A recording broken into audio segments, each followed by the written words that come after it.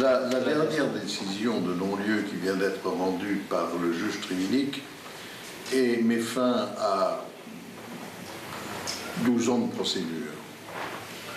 Nous ne pouvons pas ne pas avoir le souvenir de cette nuit épouvantable au Palais de justice de Paris, le 21 juin, je pense, 2003, après que la rafle gigantesque qui a eu lieu à Auvers-sur-Oise se soit terminée dans les locaux de la DST de l'époque et où un certain nombre de personnes proches du CNRI étaient poursuivies. Nous étions dans les couloirs de la galerie antiterroriste. C'était M. Bruguière, le juge, qui régnait à l'époque sur la galerie antiterroriste. Il ne voulait rien entendre.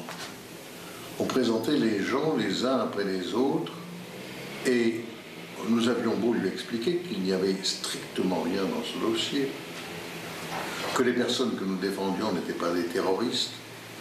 Il nous ressassait des rengaines qui ne tenaient pas debout.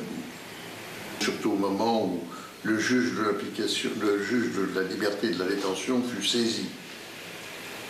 Là, nous avons assisté à une séance incroyable où un représentant du procureur de la République de Paris a des propos insensés, soutenant des choses stupides. Je me souviens par exemple de la présence d'un plan de Paris où il y avait la mention de l'ambassade américaine et dont le juge d'instruction me disait qu'il s'agissait forcément de la préparation d'un attentat contre l'ambassade américaine, alors qu'on savait très bien que c'était rien d'autre, c'était, je crois, une proposition de parcours de manifestation. Des choses absolument imbéciles ont rappelé des choses anciennes. Nous avons eu cette instruction, heureusement tout de même, une dizaine de jours après, la chambre de l'instruction de Paris, je m'en souviens parce que nous étions quand même très tendus quand nous avions plaidé cette affaire, a mis tout le monde dehors. Et là, nous avons commencé cette procédure absolument épouvantable dans laquelle on reprochait n'importe quoi. Je me souviens d'un interrogatoire où on reprochait à quelqu'un d'avoir participé à l'ambassade, à l'invasion de l'ambassade des États-Unis à Téhéran, pas, il y a 30 ans. Enfin, c'était monstrueux. Ce dossier ne tenait pas debout. Bon, finalement, on a abandonné la prévention du terrorisme, en faisant remarquer d'ailleurs que le fait que des personnes luttent contre la tyrannie ne peut pas être considéré par principe comme un acte terroriste, ce qui me paraît très important.